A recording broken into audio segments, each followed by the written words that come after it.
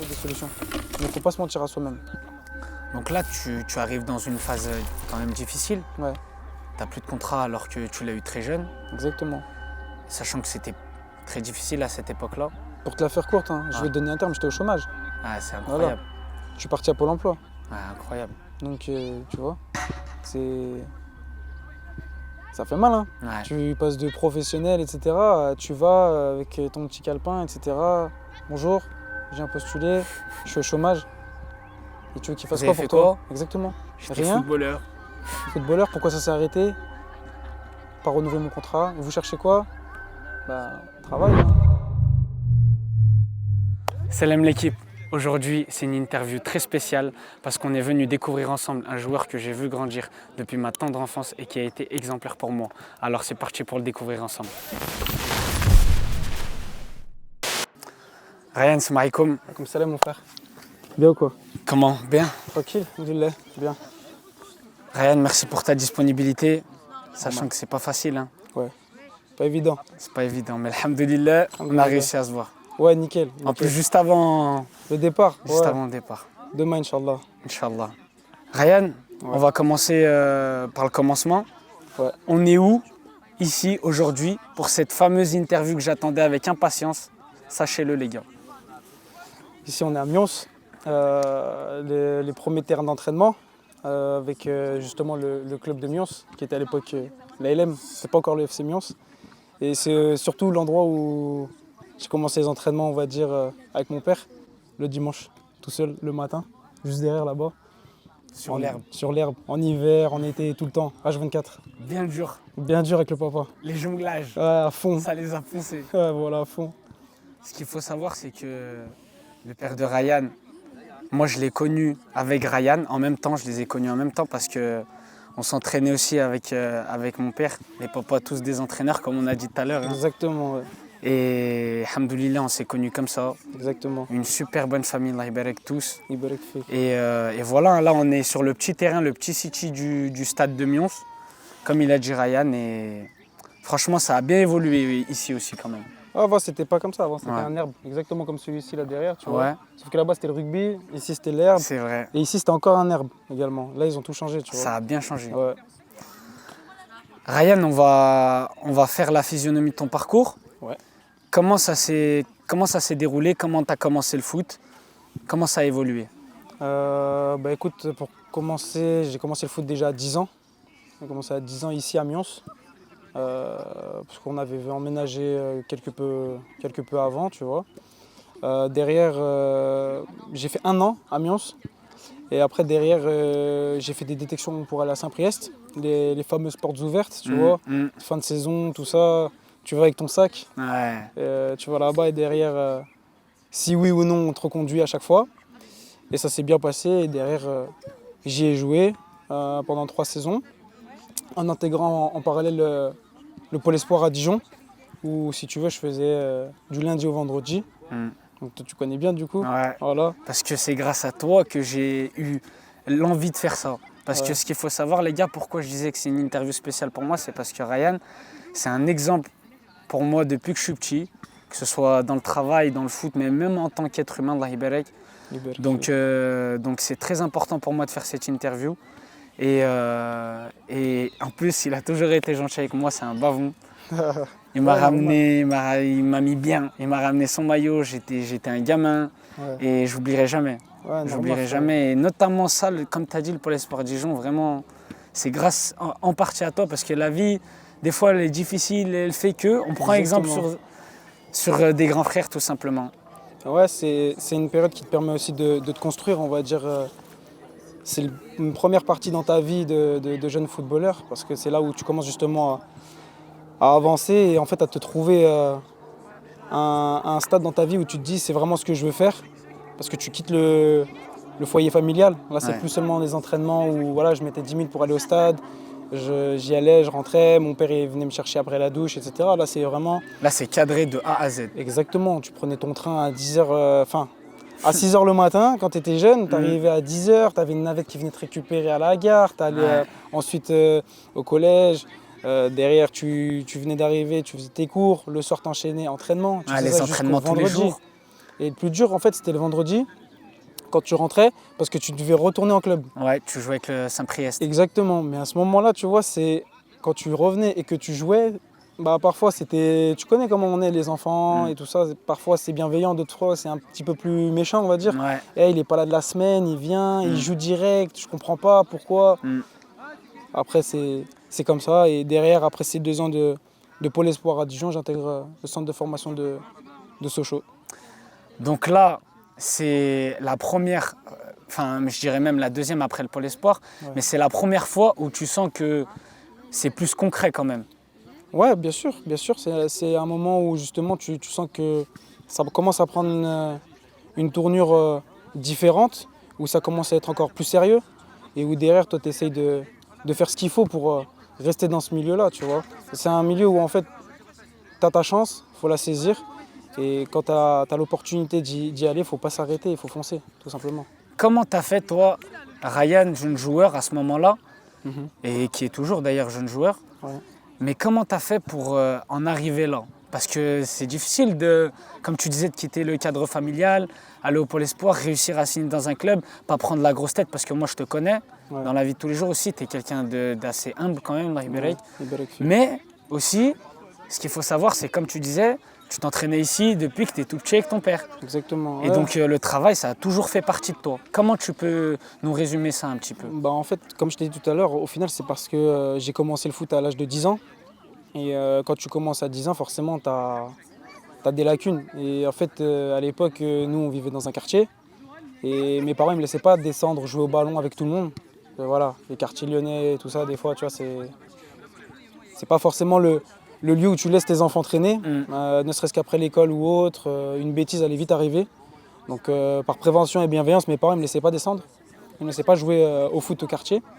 Et dès que j'ai pu avoir l'opportunité, justement, quand on s'est installé ici à Amiens, tu vois, derrière, de pouvoir enchaîner avec le club, mais surtout de faire des entraînements en plus tout le temps avec mon père, dès que c'était faisable. Je rentrais tous les midis, 15 minutes de jongle. Ouais, c'est incroyable quand entre même les de cours. rentrer à midi, de Ouais, faire des jongles. je finissais les cours, 15 minutes de jongle. Je finissais, je rentrais, je mangeais, tac. Allez hop, on retournait à l'école. Quand je rentrais après le soir, pareil, 15 minutes, des fois plus. Et parfois, moi, le dimanche aussi, petite anecdote, tu vois, avec mon père, on disait, bon, vas-y, on commence l'entraînement à 9h30, comme ça, on va rentrer à 11h pour regarder téléfoot. Ah, elle est pas mal celle-là. J'ai jamais regardé téléfoot, frère. Tellement tu pouvais ça pas. prolongeait trop. Ah ouais, Ah, c'est ça un wahar, prolongeait. tonton, c'est vrai, c'est un wahar. Non, ouais, ça prolongeait, tu vois, on faisait beaucoup de... C'est grâce à lui que tu es comme ça aujourd'hui. Exactement, c'est C'est la une mentalité partie de toi. de mon père qui fait que aujourd'hui, si je lâche pas et si j'ai jamais baissé les bras, c'est pas en grande partie, c'est grâce à lui tout court. C'est vrai qu'il a été important comme tous nos papas d'ailleurs. Hein. Exactement. Qu'Allah il les préserve. Amine. Et franchement, c'est une belle partie de toi parce qu'aujourd'hui, après on va voir ton évolution, mais c'est une grande partie de toi le travail. Bien sûr. Et derrière, avec ce côté travail, j'avais aussi le côté force tranquille à la maison de ma mère, tu vois. Elle a toujours respecté, mon père aussi, tu vois. C'était plutôt le papa pour le foot et la maman pour l'école, tu vois ce que je veux dire. Donc elle m'a toujours... Une bonne combinaison. Exactement. Elle m'a toujours laissé libre en fait de faire mes choix dans ma vie.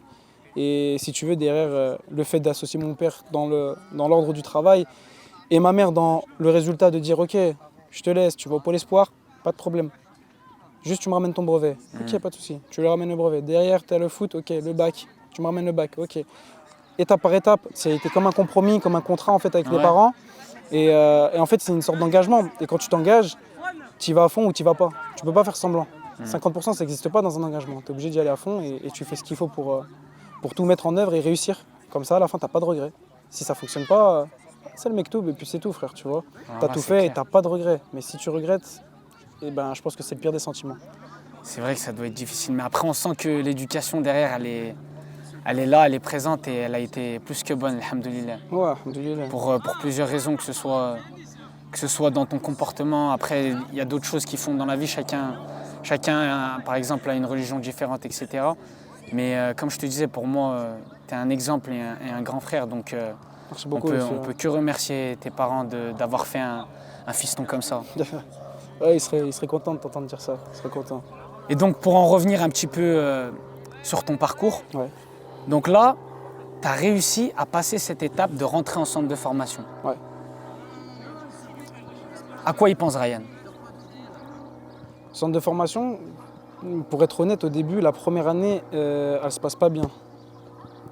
Elle se passe pas bien dans le sens où là, cette fois-ci, je rentre plus les week-ends. Je rentre que pendant les vacances scolaires. Donc là, tu fais du 1 mois et demi, 2 mois minimum. Et après, tu rentres 2 semaines chez toi. Là, ça commence à être un peu dur, un peu difficile. Moi, je commençais en fait à avoir aussi une évolution physique. Où en fait, j'étais vraiment petit à l'époque et assez fin. Malgré ça, j'ai essayé de m'accrocher. Mais cette année-là, elle était difficile. Pourquoi? Parce qu'il y avait la transformation physique, beaucoup de blessures. Sachant que tu joues défenseur central, pour ceux qui ne savent pas. Et à l'époque, j'étais latéral droit. Tu étais encore latéral droit. Ouais, parce que justement, le gabarit faisait que j'étais assez... pas très, on va dire, pas suffisamment affûté pour le poste de central à ce moment-là. Voilà. Parce que je me souviens quand même, moi de ce que j'avais vu, avant que tu partes au pôle par contre, Ouais. tu étais très fin techniquement. Ouais, ça se passait bien Très techniquement. fin techniquement de ce que je m'en rappelle.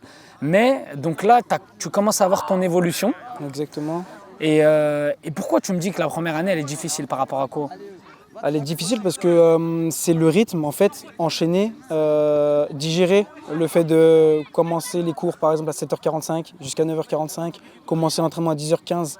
10h15, tu finissais, il était midi. Midi 15, tu devais être à table. Et 13h, tu recommençais l'école jusqu'à 15h pile. 15h15, 15h20, tu devais retourner sur le terrain. Donc, tu avais un laps de temps de 15-20 minutes pour te changer, c'est tout. On avait la chance parce que nous, au centre de formation à Sochaux, ce qui était bien, c'est que, si tu veux, les infrastructures faisaient qu'on avait le lycée dans l'enceinte du centre de formation. Donc, tu sortais, tu avais 20 mètres à faire et tu allais directement, on va dire, dans le vestiaire, te changer. Mais après, tu allais directement sur le terrain aussi, tu vois. Mais c'était un enchaînement et c'est ce qui faisait que justement, c'était difficile à digérer la première année entre le changement physique, le fait d'emmagasiner une nouvelle expérience avec la distance avec les parents Aussi. et la famille, c'était difficile. Et du coup, au bout de ma première année aussi de contrat aspirant, parce que j'avais signé 3 ans aspirant à l'époque, le directeur du centre de formation, en fin de saison, il me dit, écoute, il te reste 2 ans de contrat. Pour moi, tu as gâché une année de ta jeunesse. D'accord. C'est difficile à encaisser quand même que... C'est dur à entendre. Et il m'a dit, écoute, réfléchis un peu pendant les vacances. Et si tu veux pas revenir, il n'y a pas de souci, on s'arrange, on fait en sorte de trouver un arrangement. Mais au moins, tu bousilles pas ton adolescence, tu bousilles pas ta future vie, on va dire, professionnelle, autre que footballeur. Parce que quand il me dit ça, c'est pour me faire comprendre que footballeur professionnel, pour lui, Ça va pas le faire. il ne l'envisageait pas pour moi, en tout cas. Pas dans ce club. Et derrière, ça fait que je passe l'été avec la famille. On a une préparation à faire, je me rappelle. Et on avait un programme à tenir avec le club. Et au final, j'ai pris le programme, je l'ai jeté à la poubelle. J'ai dit, je le fais pas. Et mon père, il m'a fait son programme à lui. Ah ouais. Et je suis retourné la deuxième année. Et du coup, parce que la première année, en fait, j'ai pas joué du tout en U17 NAS. L'année où justement tu dois te montrer. Et à l'époque, on avait 2 ans de 17 NAS. Ouais. Et la deuxième année, par contre, quand je reviens, c'est un autre Ryan, on va dire, avec une autre mentalité. Il est prêt. Ouais, et tout de suite, j'enchaîne avec les U19. Pas de 17, tout de suite avec le U19. C'est Je beau quand m'entraînais même. avec le groupe élite. Et en fait, le groupe élite, à l'époque, c'est U19 CFA. D'accord. Juste en dessous des Et à ce professionnels. moment-là, tu es encore U17. À ce moment-là, je suis encore U17. Et je joue 9 matchs titulaires en U19. C'est beau quand même, la transition. Je passe de... Exactement. On me dit le football, Ouais. c'est chaud, à... C'est bien parce que si tu veux, ça te pique et ça révèle ton caractère ou pas. Et moi, ça fait comme ça m'a piqué, ça m'a fait C'est un mal. déclic. Exactement, c'est le mot, c'est un déclic. Et derrière, quand tu as ce déclic-là, tu te dis, bon, j'y vais, comme je t'ai dit tout à l'heure, je dois y aller à fond. Je ne dois pas être à 50% ou autre, ou tergiverser, me dire, ouais, c'est peut-être faisable. Non, c'est faisable. Fin de l'histoire. J'y vais, je fonce et je m'arrête pas. Franchement, ça fait un historique quand même. Exactement, ouais. Parce qu'après, on va voir la suite, mais partir avec ces bagages-là et arriver là où tu vas arriver pour finir avec Sochaux, c'est beau. Qu'est-ce qui se passe ensuite? Qu'est-ce qui se passe ensuite? À 17 ans, du coup, je fais mon premier match titulaire en CFA. Donc N2 aujourd'hui. Donc ça se passe bien. Et c'est justement ce même monsieur qui m'avait dit là, quelques mois auparavant, si tu veux arrêter, arrête, qui faisait en sorte de me faire entraîner au moins avec la CFA U19 au lieu d'être avec le U17 et qui a fait en sorte que ce match-là, en tout cas, je sois titulaire. Ce premier match-là, que je sois titulaire. Il a poussé pour toi. Parce qu'il y avait des absents à ce moment-là aussi. Je vais pas être non plus là à dire oui, j'ai joué. Non, il y avait des absents. Mais ça fait partie du foot. Exactement, c'est l'histoire du foot. Chacun a son moment et il faut le saisir. Et à partir de ce moment-là, ça a bien roulé. Mais à la fin de cette année-là, comme je t'ai dit, j'ai joué 9 matchs titulaires avec les U19. Derrière, j'enchaîne l'année suivante, donc la 3e année. Ta dernière année du contrat aspirant. Exactement. Et là, justement, vient l'année U19 où je m'entraîne du coup normalement avec la catégorie U19 CFA, donc ce fameux groupe élite. Et là, je joue par contre les week-ends, je joue en CFA. Je joue les matchs en CFA et je redescends avec les U19, on va dire, peut-être 30-40% du temps en championnat. Est-ce que c'est cette année-là où il y a la Gambardella? Exactement. Et par contre, on redescend, pour beaucoup, j'étais pas le seul à ce moment-là à faire ça. Il y avait des noms comme par exemple Marcus Thuram aussi qui aujourd'hui on le sait est à l'Inter et il explose tout. Il arrache tout. Et tu vois, il va être sélectionné à l'Euro là, il est sélectionné à l'Euro là. Donc tu vois, c'est des joueurs aussi qui ont été là à ce moment-là et où justement on était amené à jouer avec les plus grands on va dire. Et bon, lui il était encore un niveau au-dessus, tu vois, parce qu'offensivement les joueurs et autres, tu sais comment c'est, on te laisse un peu plus ta chance que les défenseurs. Que les défenseurs. Et à ce moment-là, je commence plus ou moins faire ma transition dans l'axe. Tu vois, je suis latéral, mais je commence petit à petit à retourner dans l'axe, quelques matchs amicaux. Et par le biais des amicaux, le coach me dit, je pense que tu as une plus grosse marge de progression dans l'axe. Et après, il m'a fait que jouer dans l'axe. Et il m'a dit, écoute, pour moi, ton poste, c'est dans l'axe. Ah ouais. Il Il a perçu ton profil, qui par la suite t'a permis de graver les échelons, comme on va le voir. Et j'aimerais revenir sur la Gambardella, parce que moi, quand j'étais jeune, quand même, je te voyais, c'était les débuts d'Instagram et tout. Exactement. C'est quand même un sacré truc, la Gambardella. C'est un sacré truc parce que quand tu vois le parcours qu'on fait, il n'est pas évident. Et tu sais que en quart de finale, en 8e de finale, tu joues le DFCO, tu joues Dijon. En quart de finale, tu joues Guingamp. En demi-finale, tu joues le PSG. Et en finale, pour moi qui suis lyonnais, je joue Lyon. Incroyable. Ouais, pour moi, c'était un truc de fou, tu vois. Donc non, c'était top. Très belle génération aussi à Sochaux. Une belle génération. Aujourd'hui, il y a beaucoup de joueurs qui sont très connus, tu vois. Il y en a qui jouent à Liverpool, il y en a qui jouent à l'Inter, il y en a qui sont passés par Leipzig. Tu vois, c'est pas rien. Et toi, quand même, tu as été un des cadres de ce groupe-là, parce que quand on voit que tu as fait la plupart des matchs en réserve des professionnels, donc en CFA, tu fais partie des joueurs qui redescendent en fait pour aider les U19. En fait, ça se passe comme ça. Et par contre, à un moment donné, on avait quand même beaucoup de monde, même derrière, en Gambardella. Et la concurrence. Exactement. Et par contre, à ce moment-là, il ne m'a pas fait commencer en Gambardella. La campagne de Gambardella, c'est-à-dire 64e, j'ai pas commencé, 32e, j'ai pas commencé, 16e, j'ai pas commencé. D'accord. Et à un moment donné, il y a un joueur qui prend un carton rouge. Et à ce moment-là, il me met en 8e de finale. Ok. Et de ce 8e de finale-là, après, j'ai joué tous les matchs. Donc l'histoire, elle est belle aussi parce que c'est encore une fois une épreuve dans le sens où... Tu veux pas me mettre au début. On va pas dire que tu veux pas me mettre au début, tu penses qu'il y a meilleur à ce moment-là. Okay. Et derrière, quand le carton rouge il vient pour ce joueur-là, moi derrière j'essaye de faire le travail, ça se passe plutôt bien et on continue. T'es allé jusqu'au bout, hein. Et après on continue et voilà.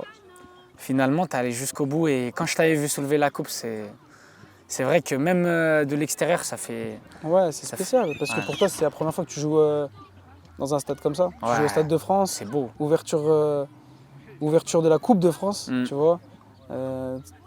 T'as tes parents qui sont dans les tribunes, c'est une fierté, tu vois.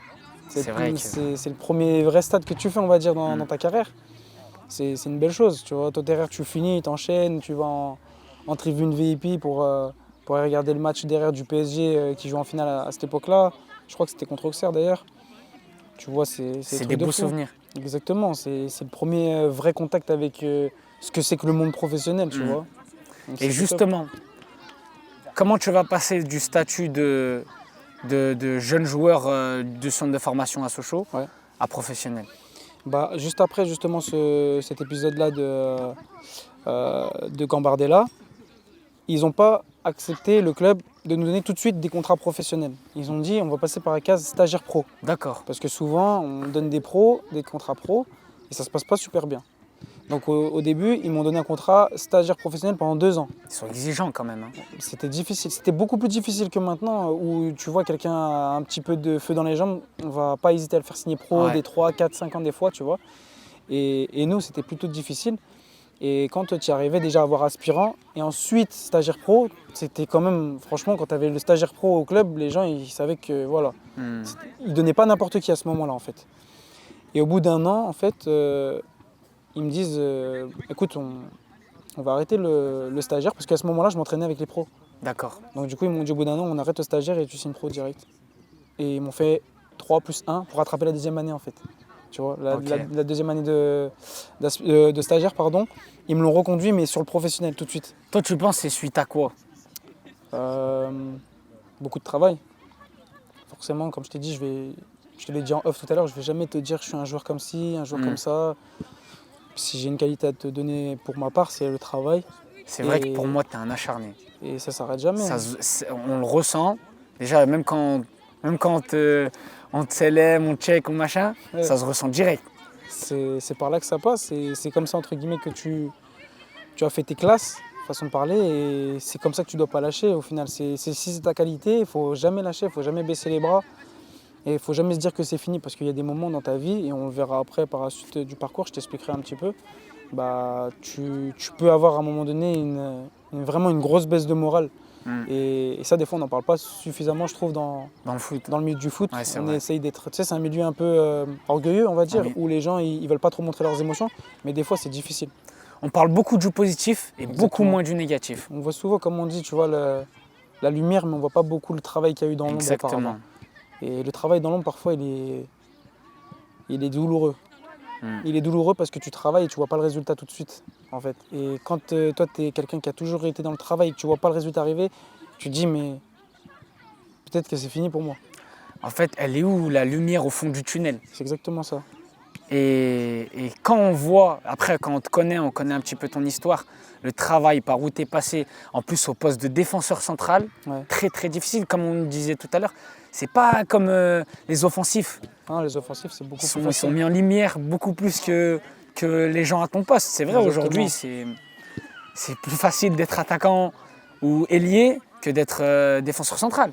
Tu te fais remarquer plus facilement déjà, plus tôt peut-être.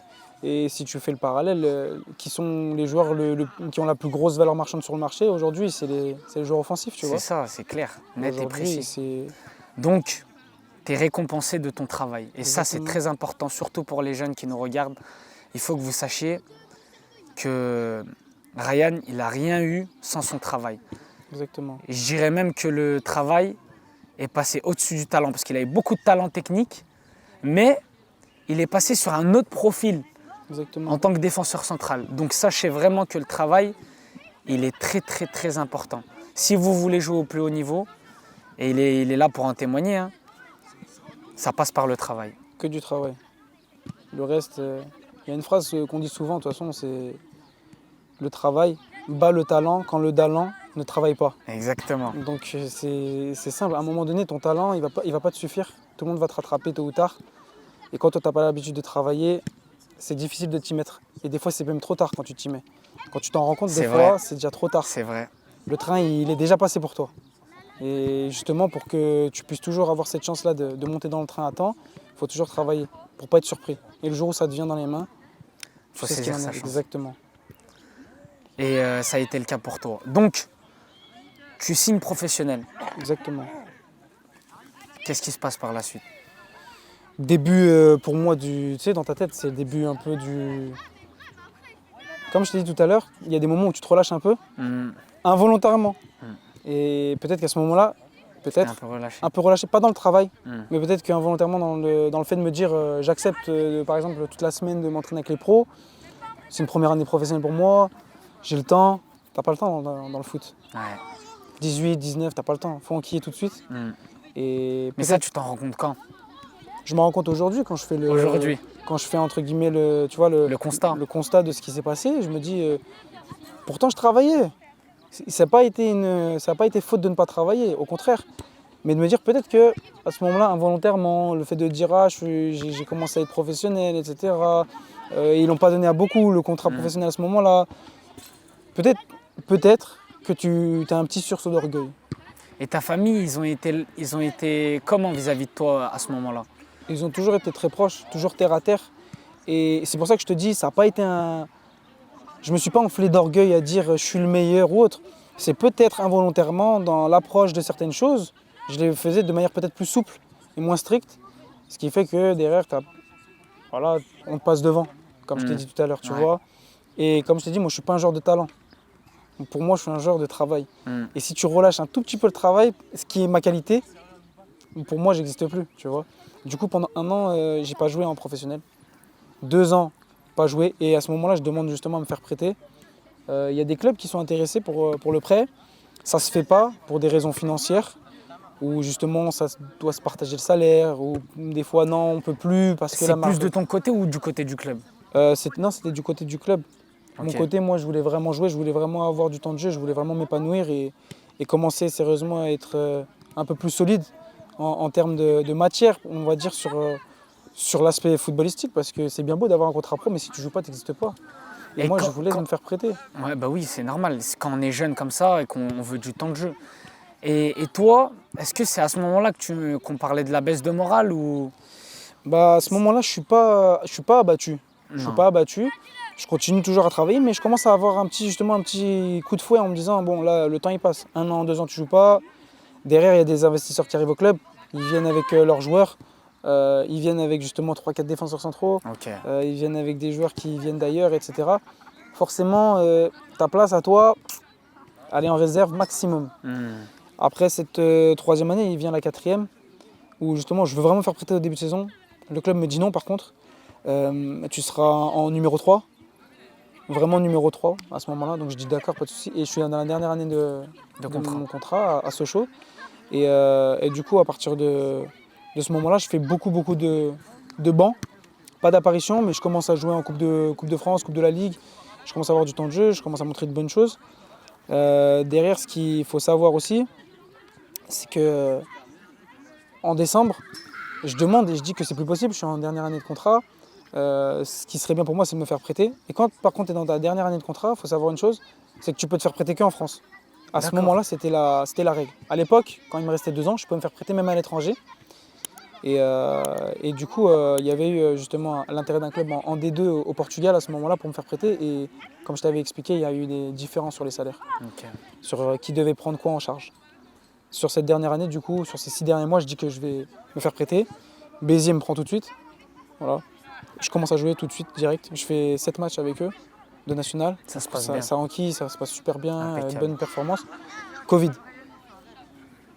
C'est pour ça que je te dis, des fois, le monde du foot, tu penses que ça décolle et puis, paf, un petit coup derrière la tête. Covid. Covid, et comme je suis dans ma dernière année de contrat, je ne peux pas retourner à Sochaux à ce moment-là, après mon prêt. Parce que Sochaux a continué derrière en Ligue 2, le championnat, parce qu'il y a FFF et LFP. Et moi, à la nationale, c'était en FFF à ce moment-là encore, tu vois. Et je ne pouvais pas retourner à Sochaux après, parce que je m'étais engagé avec Béziers pour les 6 mois, et je devais terminer. Mois de mars, plus de matchs, jusqu'à juin, fin de mon contrat à Sochaux.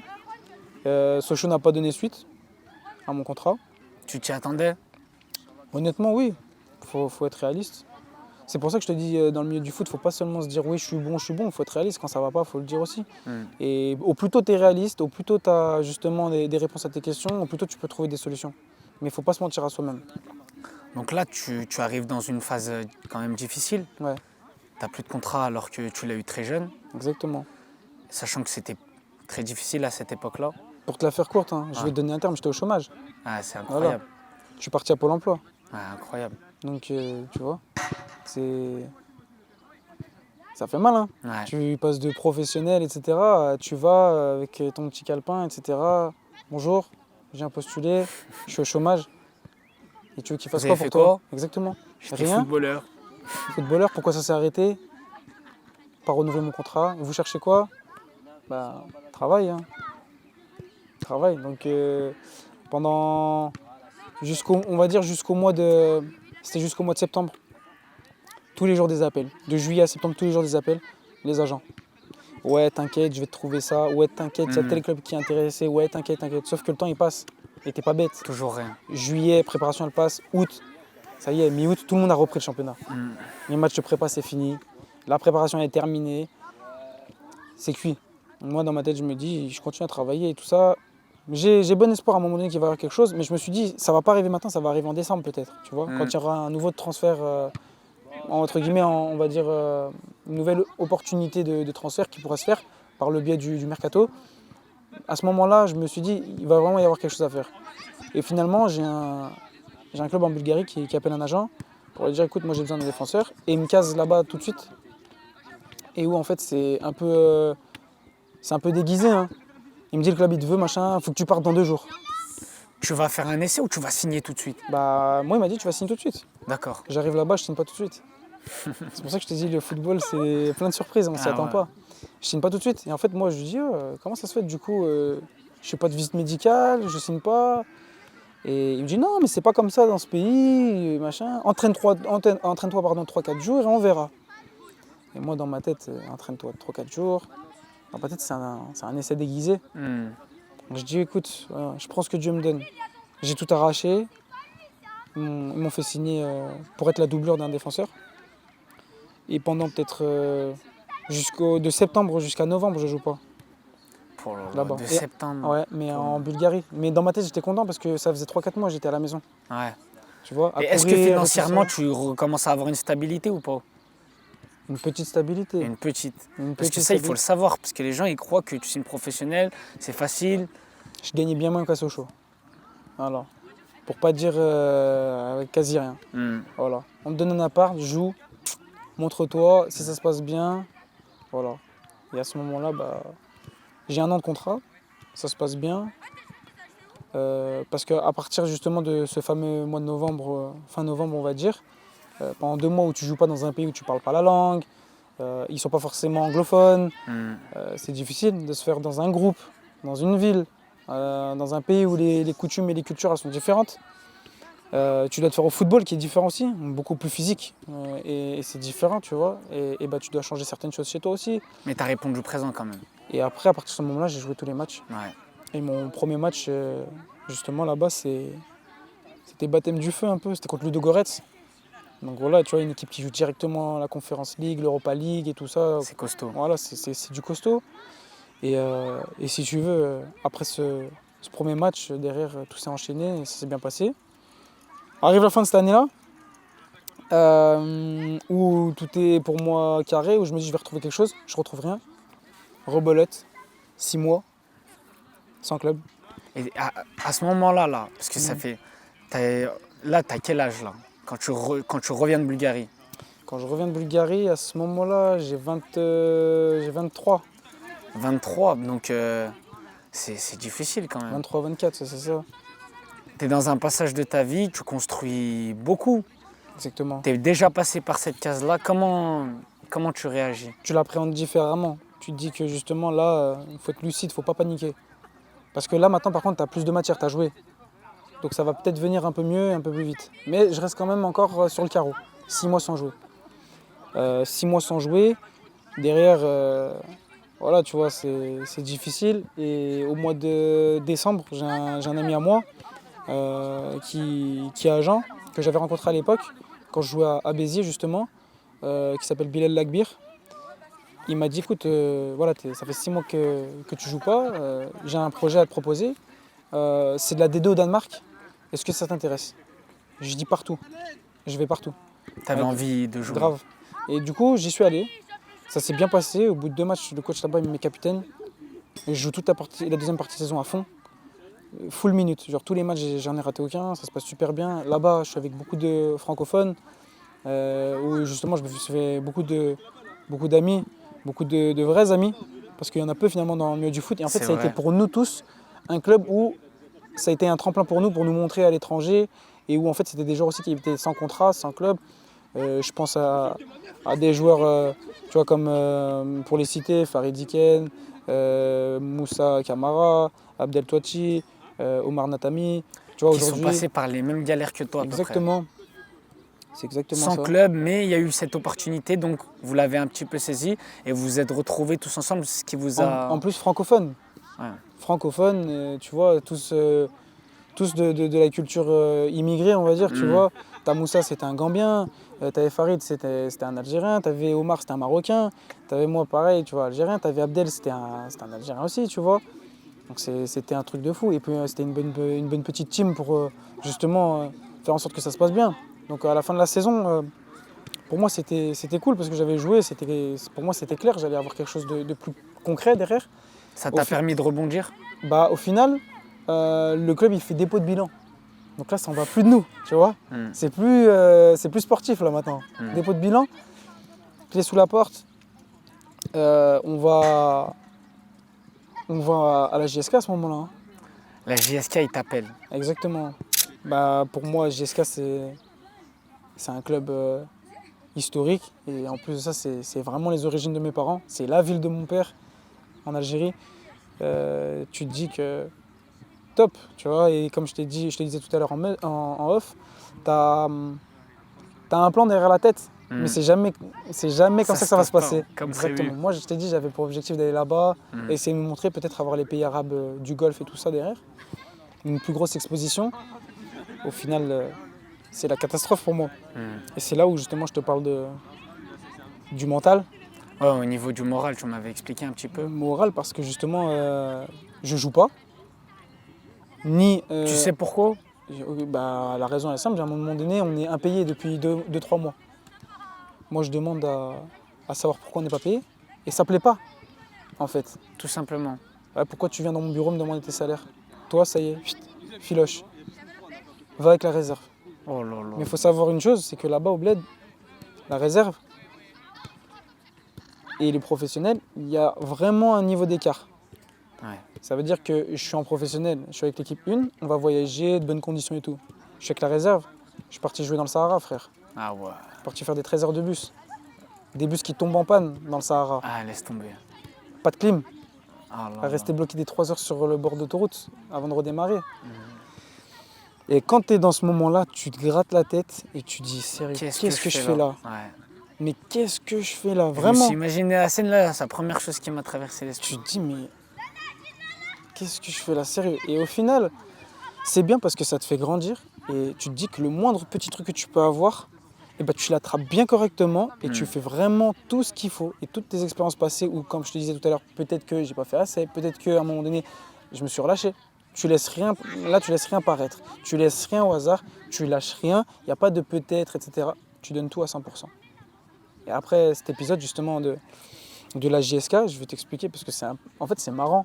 Parce que moi, à un moment donné, il y a Heureusement, un tu le joueur. prends comme ça aujourd'hui. Hein.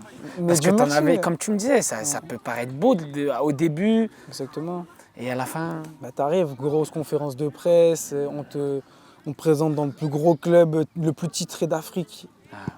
Et au final, ça se passe comme ça. En fait, parce qu'on te monte tellement haut que quand tu redescends, ça fait vraiment trop mal. Ah, c'est mal. Et au final, moi, j'en ai tiré du positif. Ça m'a permis de m'aguerrir mentalement. Et qu'aujourd'hui, quoi qu'il arrive, quoi qu'il se passe, je ne pourrais jamais être plus bas que ce qui m'est arrivé là-bas. Jouer avec une réserve, être impayé pendant 7 mois, C'est horrible. tu fais En comment? tant que footballeur, c'est horrible. Exactement, pendant 7 mois, tu n'es pas payé. Alors, Dieu merci, la vie au bled en Algérie, elle n'est pas chère. Et que tu n'as pas besoin de beaucoup pour vivre. Mais 7 mois sans être payé, les gens ils voient que les strass et les paillettes, mais ils ne savent pas au fond comment tu as mal. Ils ne savent pas au fond comment tu dois travailler et mettre le bleu de chauffe à fond. Et frère, il y a des moments où tu te dis je vais vraiment abandonner. Et tu vois, pour être honnête, à ce moment-là, je me suis dit c'est chaud. Et je prenais mon téléphone et j'envoyais des messages à des coachs. Je demandais à tous les gars que je connaissais, donne-moi le numéro de ton coach, donne-moi le numéro de ton coach, à fond. À ce Coach, point-là. mais en N2.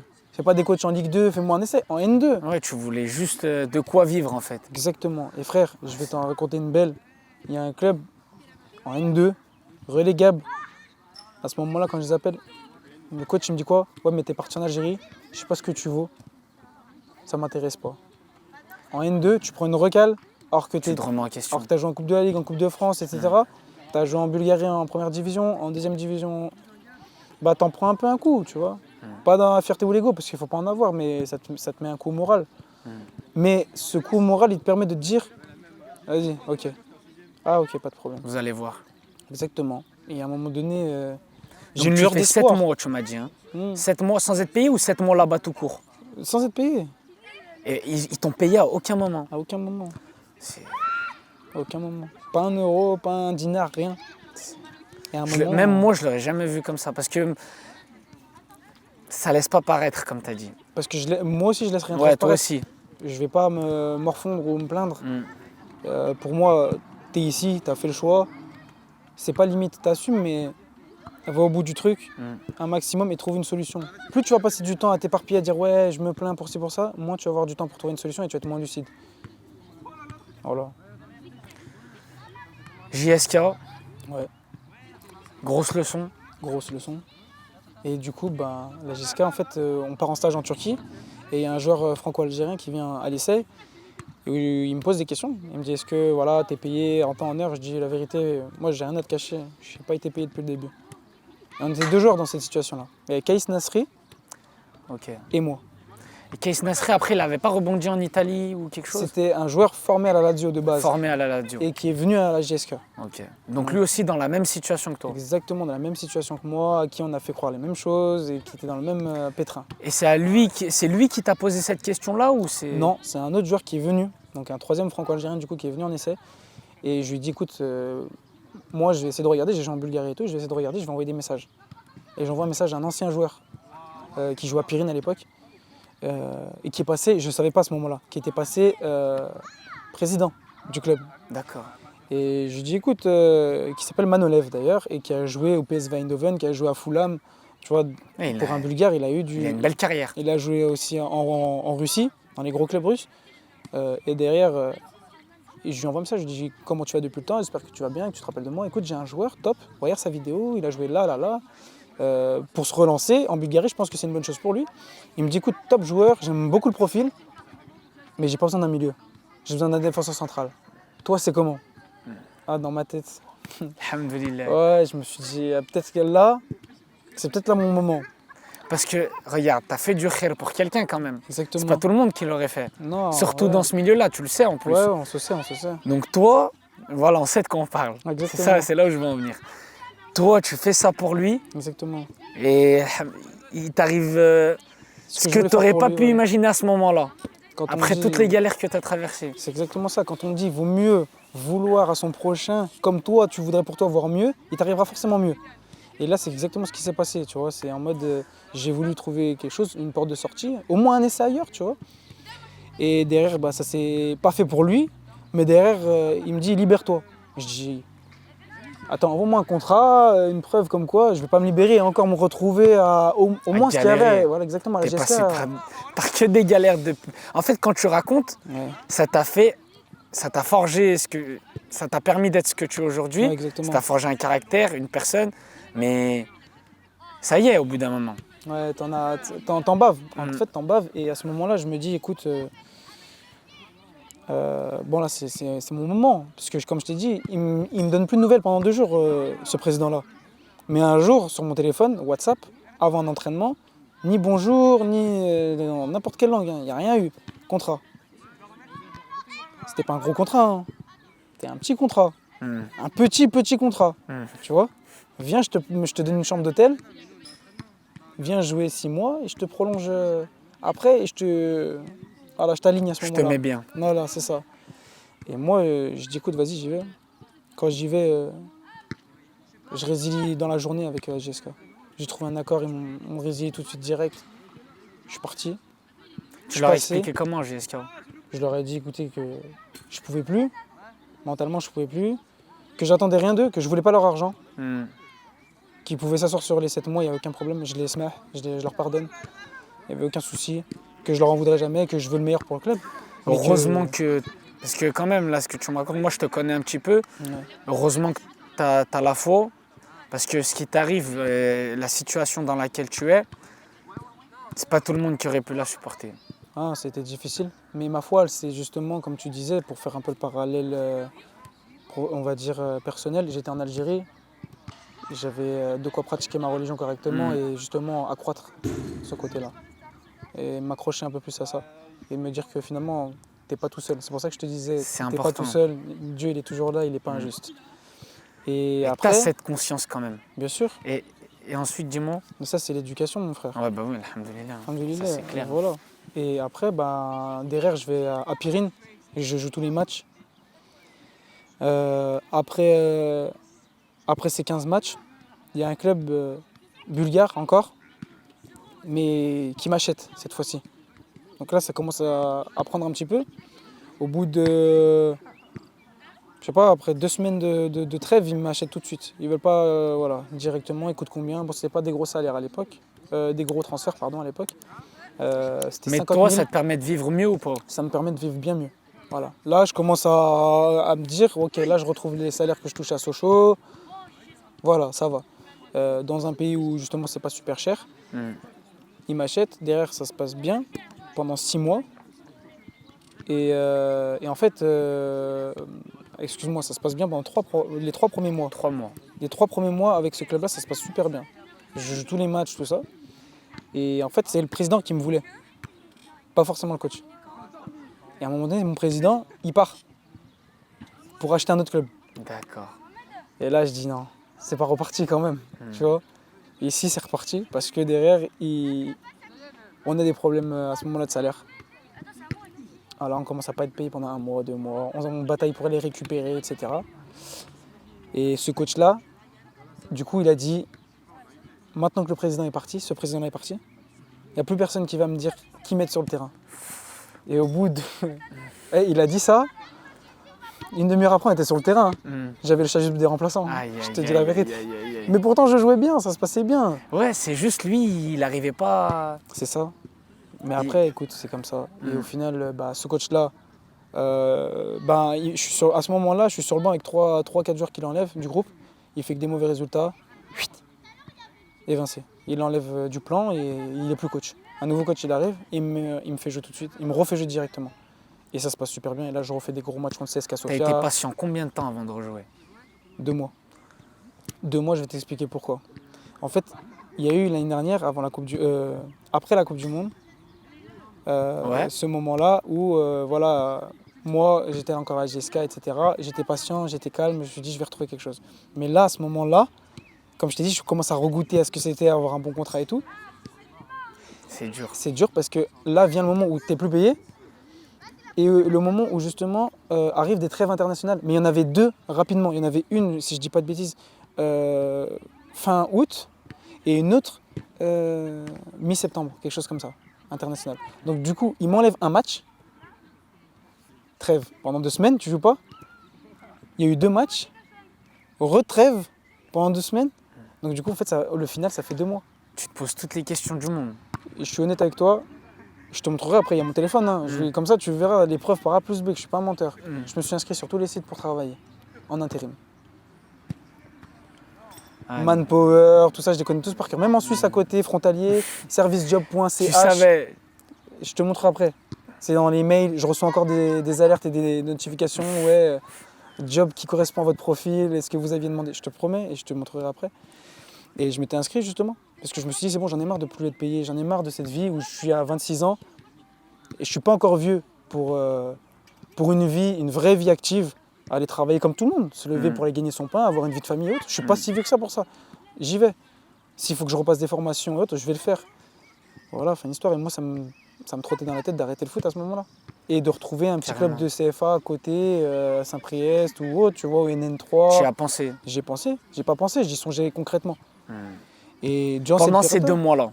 Pendant ces 2 mois-là. Et j'ai dit, vas-y, je vais arriver en décembre. J'ai commencé à m'inscrire pendant ces 2 mois-là. Du coup, derrière, je rejoue. Ça se passe bien. Mais du coup, je me dis, non, c'est bon, j'ai plus envie. Je vois ce qu'il en est. Et là, en fait, si tu veux, j'étais un peu dans le jus parce que mon pote, il préparait son mariage. Et c'est quand même mon meilleur ami. Et du coup, j'étais dans le jus avec lui. On aurait dit que c'était moi qui préparais mon propre mariage. C'est Thomas? Non. C'est pas Thomas? Non, c'est Mohamed Brahimi, justement. Brahimi? Ouais, et je vais t'en parler après, justement. Il prépare son mariage. Et ce qui fait que je calcule pas trop ce moment où je suis un peu tête baissée, etc. Je vais travailler, pas travailler. Je dis, vas-y, c'est pas grave, je vais faire la reprise avec eux et puis j'arrêterai. De toute façon, on part en Turquie pendant 1 mois parce qu'il fait trop froid en Bulgarie pour jouer. D'accord. Je vais faire la reprise en Turquie. Puis si ça me continue à me plaire, je finis la saison et puis après, j'arrête. Mais j'étais vraiment inscrit sur les sites et tout. Et derrière, je suis dans le jus de son mariage. Il se marie. Je suis super heureux. Ma mère les invite à la maison. Et ce que lui, il a fait dans mon dos, que je ne savais pas, c'est qu'il avait pris mon profil. Et lui, il joue en Ligue 1 en Bulgarie à ce moment-là, dans un bon club, Botev, tu vois. Et c'est un club qui va faire la Conference League la saison prochaine. Il envoie mon profil à Botev et dans un club russe où il a été prêté pendant 6 mois. Et le club russe, il donne pas suite en octobre. C'est en octobre qu'il envoie la vidéo et c'est là où je commence à lui dire justement frère, je crois que je vais arrêter. Et lui me disait jamais de ta vie, faut jamais arrêter, regarde, etc. Et lui à ce moment-là, en plus de ça, il avait des croisés et on était tout le temps ensemble, ne serait-ce que pour l'aider, tu vois. Ouais. Parce que c'est pas facile. On était dans la même ville en Bulgarie, ça se passait bien. Nos appartements étaient à 10 minutes l'un de l'autre, donc 2 Lyonnais dans le même pays, dans la même ville, tu vois. C'est rare. Hein. Ouais, c'est grave rare. Fallait Dieu fait bien dessus. léger, il fait bien les choses. Ouais. Et c'est pour ça aussi que vous avez vécu les mêmes choses, donc ça vous tisse des liens. C'est un mec qui revient de loin aussi. Ouais. Il a une belle histoire. Et si tu veux, derrière, il me dit lâche pas. Je lâche pas.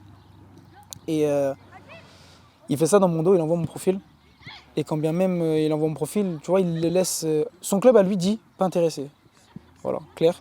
Mais moi, ça, je le sais pas. Directement. Exactement. Mais moi, ça, je le sais pas et il me le dit pas. D'accord. Par contre, en décembre, quand ma mère les invite pour les féliciter du mariage à la maison, ma mère lui dit viens et tout, je vais te féliciter pour ton union. Il a profité de cette occasion. Non, Même il pas. était à table avec moi, on discutait et puis d'un coup son téléphone il sonne. Non. Au moins 4-5 messages. Désolé, j'avais pas vu cette vidéo, ce profil-là. C'est qui? Il veut combien? C'est qui son agent? Combien veut le club?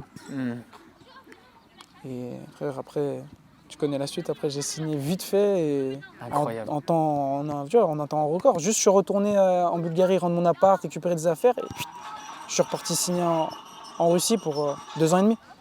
Transfert. Forcément, des choses concrètes. Dans un pays où moi j'avais peut-être des a priori parce qu'aujourd'hui on entend beaucoup de choses avec la politique, les conflits que tu peux avoir avec tu sais, les guerres et tout ça. Oui. Moi qui suis sur place, il n'y a rien du tout. D'accord. Il n'y a absolument rien et ça se passe magnifiquement bien. La ville elle est au top, les gens, la mentalité elle est au top. Respecté et respectueux, il n'y a pas plus. J'ai jamais vu ça dans ma vie. Que ce soit pour ta personne, que ce soit pour ton statut de joueur, que ce soit pour ta religion, que ce soit pour ta vie personnelle, ils respectent tout de A à Z. C'est là où tu te sens le mieux depuis le départ, on va dire. Là où je me sens le plus considéré. Considéré. Ouais. T'es important. Ouais. Tout simplement. C'est là où je me sens vraiment considéré et où je sens qu'il y a un truc fort, un vrai truc footballistique, et où justement tu joues dans un pays qui a accueilli la Coupe du Monde 2018. 2018, c'est vrai. 2018. C'est là où c'est l'année où la France gagne. Exactement. Et on joue dans ce stade. On a joué contre le Spartak Moscou, dans ce stade-là. Tu vois, un stade, il y a plus de 80 000 personnes. C'est beau quand même. Tu passes d'il y a 3-4 mois en arrière à... Je vais arrêter le foot. Je vais arrêter le foot. Tu joues à Luzhniki, il y a 80 000 personnes. Tu postules en intérim, tu finis joueur du mois en Russie. Ouais, c'est hors du commun. C'est pour ça que je te dis, pour moi, ça a été un parcours un peu en dents de scie, tu vois, comme ça. Ta vie de footballeur et ta vie tout court même, je dirais, a Ouais. été faite d'épreuves. Mais Dieu merci, c'est ce qui permet d'être plus fort, je pense, tu vois. C'est ça. Et c'est ce qui te permet d'être l'homme et le joueur que tu es aujourd'hui. Exactement. Après, il faut garder la tête sur les épaules. Le C'est vrai. football, un jour t'es en haut, un jour t'es en bas. C'est vrai. Et mon parcours, il m'a fait comprendre déjà moi ce qu'il en était. Quand il y a un brin de bien, profites-en, entre guillemets, surfe sur la vague. Parce que tu sais pas quand est-ce que le bas il arrive. Mais prépare-toi à ce qu'il y a un bas. Même quand c'est trop bien, prépare-toi à ce qu'il y a un bas. Là, ça se passe super bien pour moi. Mais je travaille comme s'il y a un bas qui arrivait. Comme ça, je suis prêt à rebondir tout de suite et j'aurai moins mal. Et Dieu merci, après, il m'a accordé un contrat jusqu'en Ça se passe bien. 2026. Là, tu es en contrat jusqu'en 2026 en Russie. Exactement. Et Qu'est-ce qu'on peut te souhaiter pour l'avenir, Ryan? de la santé. De la santé. À partir du moment où j'ai la santé et que j'ai le mental, On sait que tu vas travailler. et je repars directement au charbon, frère. C'est ça, c'est le Inch'Allah. mot d'ordre. C'est le mot d'ordre, c'est le charbon, c'est le travail. Et quand je dis c'est le charbon, c'est pas le mot que tout le monde utilise dans le sens où, tu sais, c'est classique un petit peu. Tu vois, ouais, c'est le charbon, c'est le charbon. Non, je te le dis parce que frère, quand j'ai un entraînement, je vais tout seul m'entraîner après. Quand je vais faire quelque chose, on en a un, je vais en faire deux. Quand on en a deux, je vais en faire trois. Je sais de quoi tu parles. J'ai Voilà. vu de mes propres yeux, c'est pour ça que pour moi tu es un acharné, c'est parce que j'ai vu de mes propres yeux, ici là à Mions, On est juste là. que tu es un acharné. Mais, J'ai vu. mais là, quand c'était gelé les terrains, Mm. c'était congelé. Je réveillais mon père, je disais vas-y viens papa, viens m'entraîner. Il venait, il me faisait mes séances. Et il s'arrêtait pas. Et c'est pour ça que je te dis justement, le mental, il a une grande part de, entre guillemets, d'importance dans le milieu du foot parce que c'est ça qui fait qu'aujourd'hui, tu t'accroches à tes rêves ou pas. Et quand tu te retrouves dans le plus bas, j'avais mon ami qui était là et qui m'a aidé aussi à ce moment-là. Il t'a tiré vers le haut. Exactement. Mais lui m'a tiré vers le haut, il était à côté de moi. Mais pour moi, c'était quand même beaucoup d'épreuves. 3 périodes où tu joues pas pendant 6 mois, c'est dur. 3 périodes où tu te retrouves, comme je t'ai dit, faut pas se voiler la face et cacher le mot, au chômage. Ouais, c'est vrai. Et la chose la plus dure, c'était la première fois quand j'y suis allé. Moi, je suis Ça honnête. t'a mis une claque Frère, quand je suis même. arrivé, j'ai fait l'entretien chez Pôle emploi, je suis sorti, je me suis assis dans ma voiture, j'avais le cahier qu'ils m'ont donné, tu vois, genre nom, prénom, demande, ce que tu souhaites faire et tout Comme ça, ce que tu travail. recherches et tout ça. J'étais comme ça, sur le volant de ma voiture, j'étais comme ça en train de regarder le papier. Et j'étais comme ça, je me dis, mais. C'est grave ce qui se passe là en fait. Vraiment, dans le sens où c'était. Ça m'a vraiment mis un coup, tu vois. Et c'est pour ça que aujourd'hui, le peu que j'ai, Tu ou t'en autre, satisfais. je suis satisfait grave. Je sais d'où je viens. Et comme je t'ai dit, on vient pas. Moi, mon père, c'est un ouvrier. Hein. Et on n'a pas grandi avec des cuillères en or dans la bouche. Hein. Ouais. Ma mère, elle a arrêté de travailler pendant des années pour nous. Hein. Elle a arrêté pendant plus de 10 ans pour nous élever correctement à la maison, nous éduquer, etc. Tu vois ce que je veux dire? Et c'est ce qui nous permet aujourd'hui de dire, comme je t'ai dit, que tu es un grand joueur, pour moi exemplaire, comme je te l'ai dit, un grand homme, parce que ça fait partie de toi, Ça, c'est le plus important pour moi. c'est le plus important. Le joueur, ça. Le joueur, c'est en deuxième, mais là, on est venu parler de foot. Ouais, c'est sûr, c'est sûr. Ouais. Mais ce qui fait de toi aujourd'hui, je pense aussi, le joueur que tu es, c'est l'homme que tu es. C'est par le biais de l'homme. Ouais, et grâce, comme tu viens de l'expliquer, l'éducation des parents C'est important. et toutes les épreuves que tu as pu supporter et par lesquelles tu as rebondi. Exactement. Pour moi, ça a été la chose la plus importante dans tout ça, dans tout ce cursus-là, c'est d'avoir été bien accompagné par mes parents. Et ils ont toujours respecté ce que j'ai fait.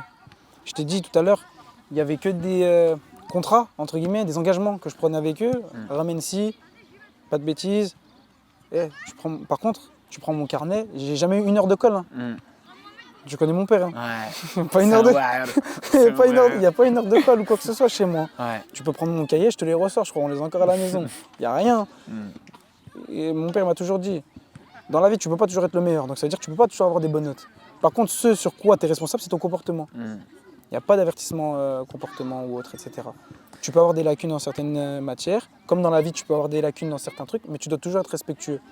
Et c'est aussi ce qui t'a permis de t'adapter en Bulgarie, même en Algérie quand c'était une période très très très difficile que très peu de gens auraient pu supporter.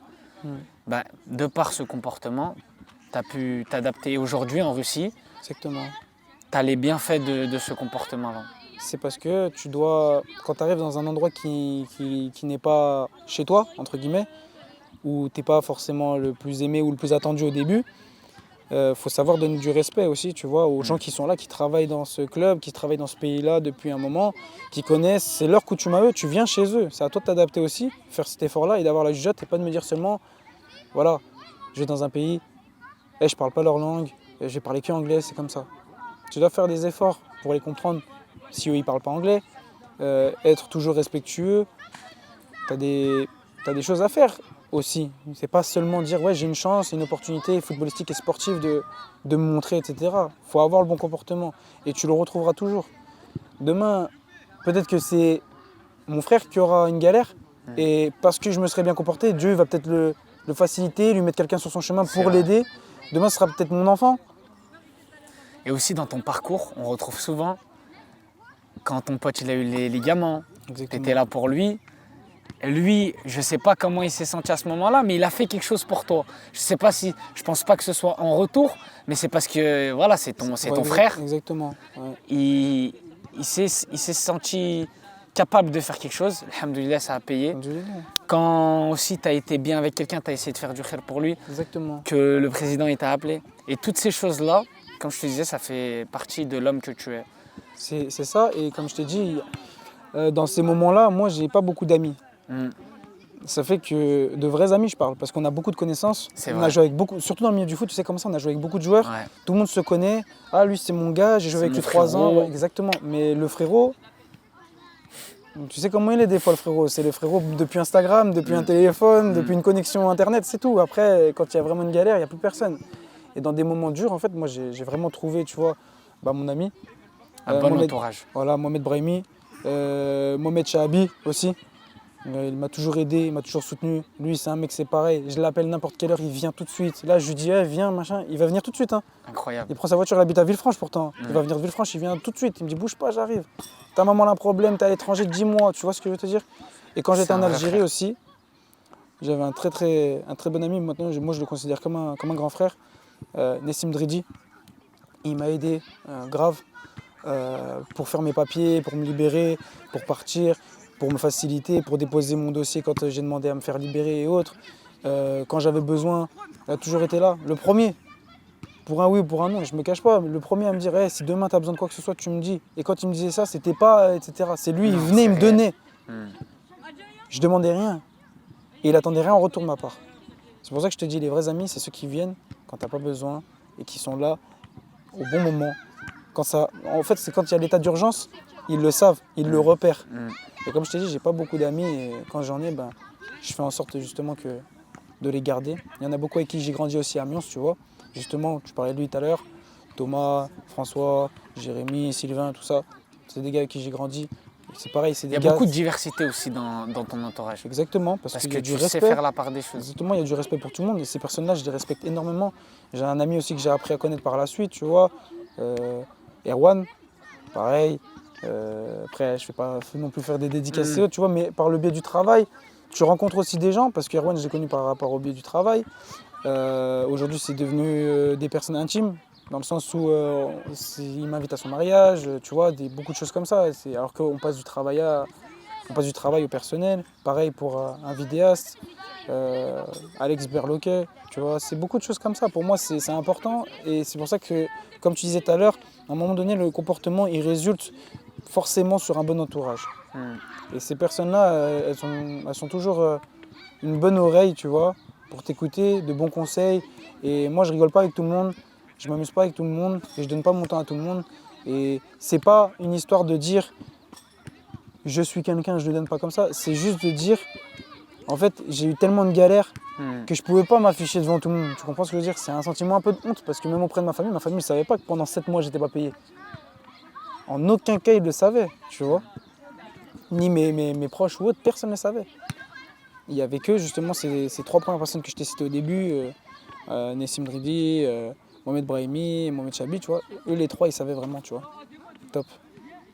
Je suis vraiment content et ça s'est terminé d'une belle manière pour le moment. Et après, j'espère que la pente elle va faire que monter, si je le veux. C'est ce qu'on te le souhaite, Inch'Allah. Inch'Allah, J'aimerais bien un jour dis-moi. venir te voir. Je sais pas ce sera quand, je sais pas ce sera où aussi. Ouais, Inch'Allah, avec Mais plaisir. si c'est dans le stade de 80 000 personnes, avec plaisir. Ah, Wallah, Inch'Allah, avec plaisir, frérot. Ouais. Non, c'est un truc à faire. Et après, faut pas avoir les barrières de l'étranger aussi. Ouais, Il y a beaucoup qui ont peur. Et aujourd'hui, qui te demandent de l'aide, est-ce que tu peux m'aider à trouver un club en Grave. Russie, ou, etc. C'est difficile parce que tu as envie de les aider, mais en même temps, ils arrivent à un âge où tu peux plus les aider. Et de penser que c'est facile de rentrer dans des pays ou autres, c'est de se rappeler qu'avant de rentrer en Russie, où tu joues dans des stades de 80 000, où tu joues contre le Dynamo, le Spartak, le CSKA, le Lokomotiv, Krasnodar, T'en as bavé Sochi. Exactement. C'est que j'ai fait tant d'années avant pour avoir un petit peu maintenant. Il faut se rappeler du beaucoup pour avoir peu. Et il faut savoir se satisfaire du peu dans la vie. Il faut arrêter de regarder, ouais, l'autre il joue là-bas, l'autre il fait ci, l'autre il fait ça. Et ça, c'est mon père qui nous a toujours donné ce côté ambitieux, de dire je veux plus, mais il faut savoir apprécier ce que tu as aussi. Voilà. Ryan, Ouais. pour finir notre interview, la question de City Time. Ouais. C'est quoi le geste que tu fais toujours, que ce soit au City ou en match, depuis que t'es petit? Moi, je vais être bourrin, je vais te le dire direct. Hein. Moi, t'as glissé direct, je te dis direct, ça c'est mon geste technique préféré. T'as glissé extérieur comme ça c'est ma spéciale. Un bon celle-là. défenseur. Ouais, c'est ma spéciale.